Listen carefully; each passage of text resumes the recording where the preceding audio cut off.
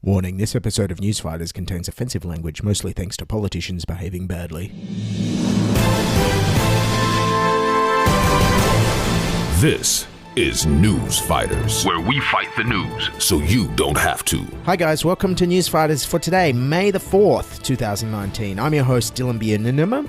Now, let's get straight into the disastrous last week of the federal election campaign, with resignations and disendorsements everywhere. Good evening. The federal election campaign has become a graveyard for candidates. They are dropping like flies. Another one bites the dust. Okay, media, so how many candidates have we lost exactly? The major parties have lost 5 candidates. Now that takes the number to 6. The 11th candidate disendorsed. 15 candidates either quitting or dumped. Okay, so it's somewhere between 5 and 15. Well, you know, close enough. Who needs maths these days anyway? Okay, so why are all the candidates being dumped? Is it the whole Section 44 citizenship thing again? Foreign donations, conflicts of interest? Oh, no. This is Australia, so you know it's going to be all racism and strippers. Queensland Senate candidate Steve Dixon has sensationally resigned after being filmed drunk, groping women and making derogatory comments about them in a US strip club. 2 Victorian Liberals have been disendorsed for racist and homophobic comments.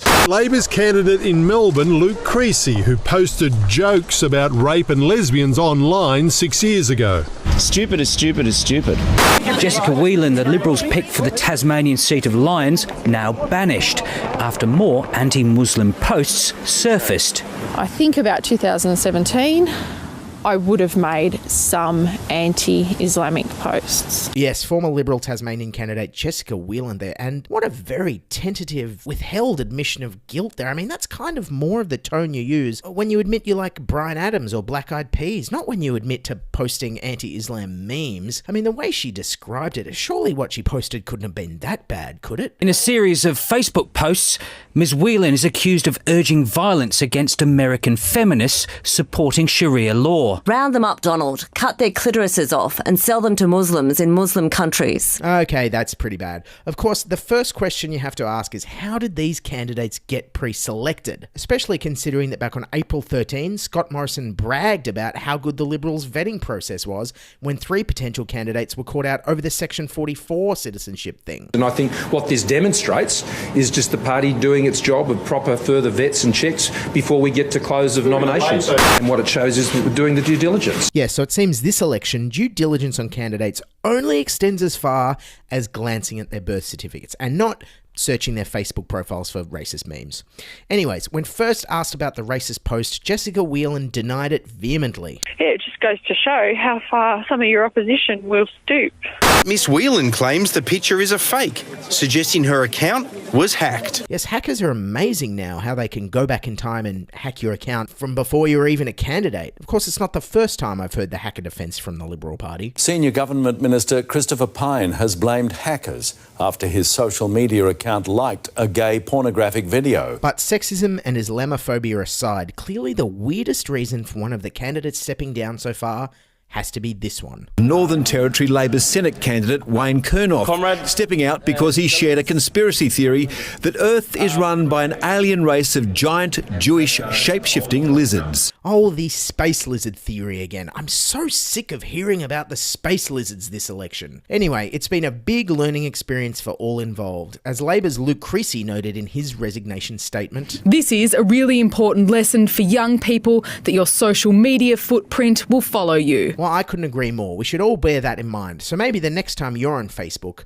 and you're about to share the conspiracy theory about the Earth being run by alien space lizards, maybe take a step back and just ask yourself, will this perhaps hinder my upcoming Senate candidacy in any way?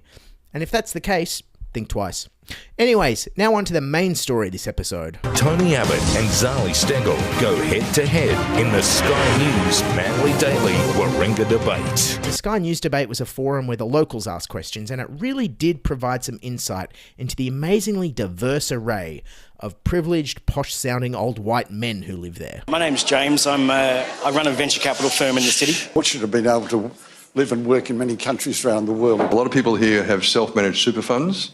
including myself, my wife. Yeah, there were so many men asking questions, it even frustrated host David Spears. Do we have any women with questions? And if you want an idea of the kind of audience that the candidates were preaching to, Tony Abbott's big scare campaign in his closing statement wasn't about the cost of childcare, healthcare, or electricity. Oh no, it was much scarier. Changes to the capital gains tax and negative gearing that will reduce the value of your house, the Real Estate Institute says, by 10%.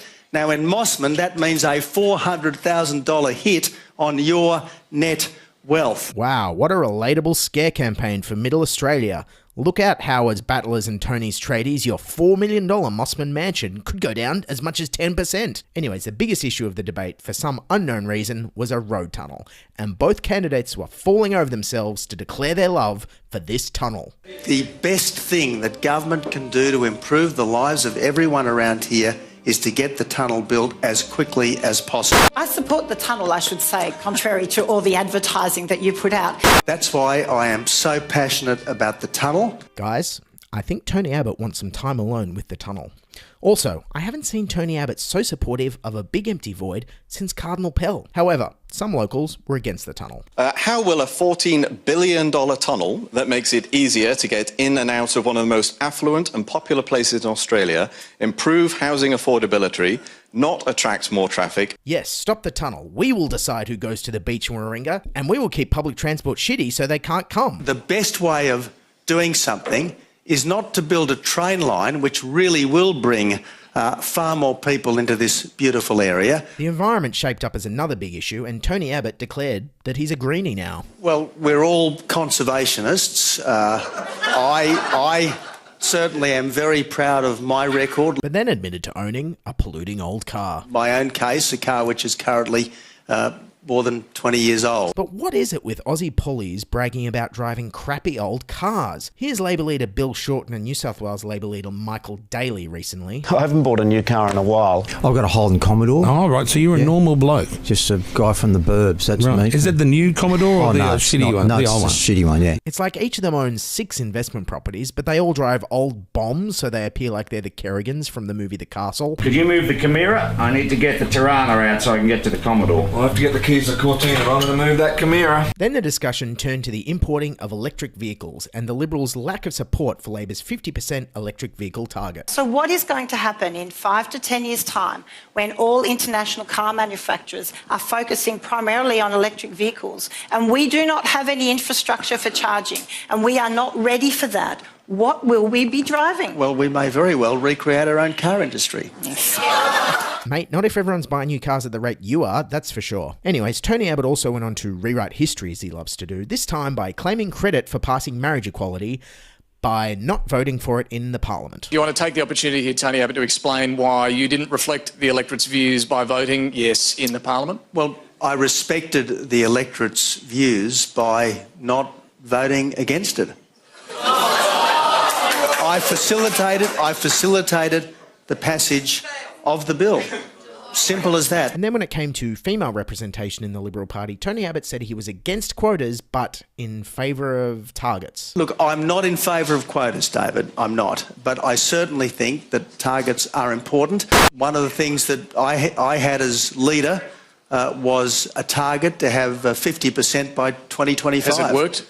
Well, it hasn't worked as well as I'd like so far. Yeah, funny how those non-binding targets didn't seem to work, isn't it? It's kind of like instead of having a law saying don't rob banks, you just make it a polite suggestion and then act surprised when all the banks get robbed. That's kind of what happened here. It hasn't worked as well as I'd like so far. But anyways, it wasn't all about Tony. Zali Steggall also tried to sell herself as basically Tony with a climate change policy. I'm your classic Northern Beaches tragic who's only lived within a 5k radius of Manly. My preference on supply and confidence will be the coalition. I support strong climate change policy. Yes, onto closing statements, and Tony Abbott really read the mood in the room. Now, I also know that some of you are thinking of a protest vote. Fair enough. Yeah, and I'm pretty sure we know why. Hey, anyways, Tony, if you do lose Warringah on May 18, I think the people of Australia can gather together and indeed quote your own poetic words when they send you this condolence message. Shit happens. And if you do end up winning, well, I guess... Stupid is stupid is stupid. Thanks for listening. If you're enjoying the show, please subscribe on your favourite podcasting apps. Write us a review on iTunes. Follow us on Twitter @NewsFightersPod. I'm Dylan Bain. Keep fighting, and bye for now. This is News Fighters, where we fight the news so you don't have to.